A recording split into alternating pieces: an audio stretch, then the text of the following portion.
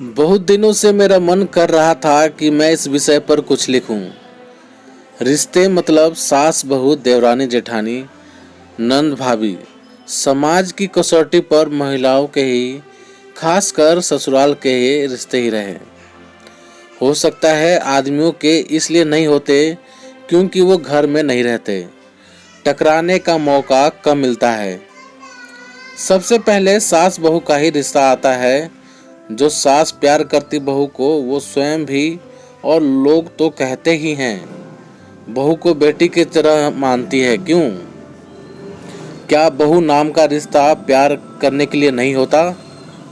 अगर आप अपनी बहू को खूब प्यार करिए, लेकिन बहू को, क्योंकि बेटी तो वो किसी की है, उसके माता पिता भाई बहन हैं, सबको छोड़कर नितांत अजनबी लोगों में आई है, वो नए रिश्ते रोपेगी, ना कि अपने रिश्ते भूलकर वो अचानक से दूसरों की बहन बेटी सब बन जाएगी।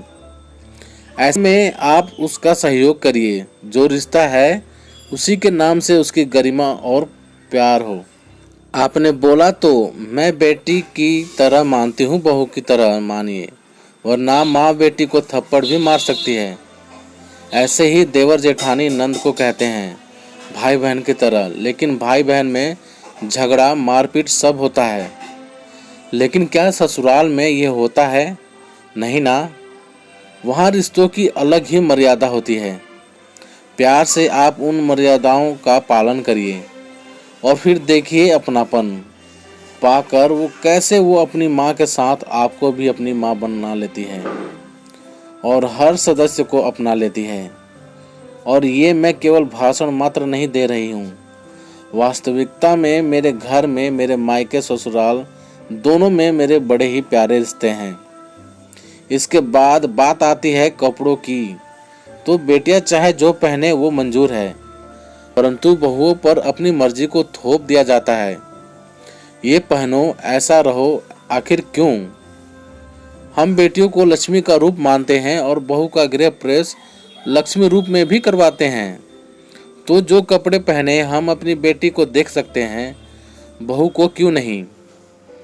खैर, इस परेशानी से तो थोड़ी पढ़ी लिखी और हमारी पीढ़ी में काफ़ी बदलाव आया है। जब हम खुद हर ड्रेस पहनते हैं तो बहुओं को क्यों रोकेंगे?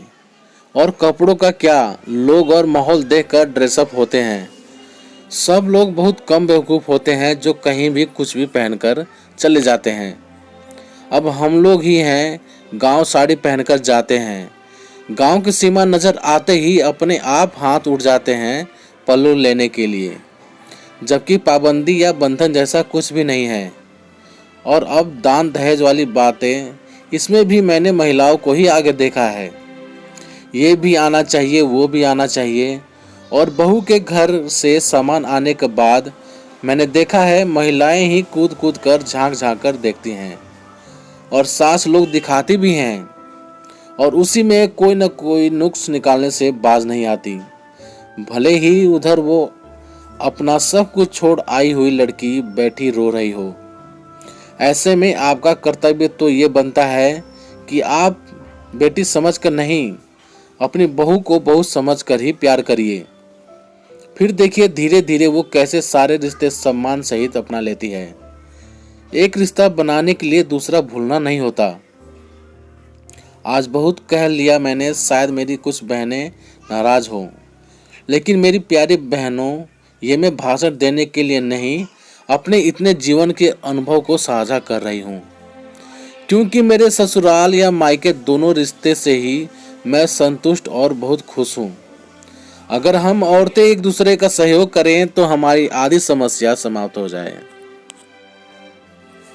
तो प्यारे दोस्तों, आप सभी का इस बारे में क्या राय है, प्लीज़ कमेंट करके हमें ज़रूर बताना। यदि ये कहानी आप सभी को पसंद आई हो तो लाइक करना, शेयर करना, और चैनल पर नए हो तो प्लीज़ चैनल को सब्सक्राइब भी ज़रूर कर लेना। तो चलिए दोस्तों, मिलते हैं आप सभी से एक और नई कहानी के साथ। तब तक के लिए जय हिंद, वंदे मातरम।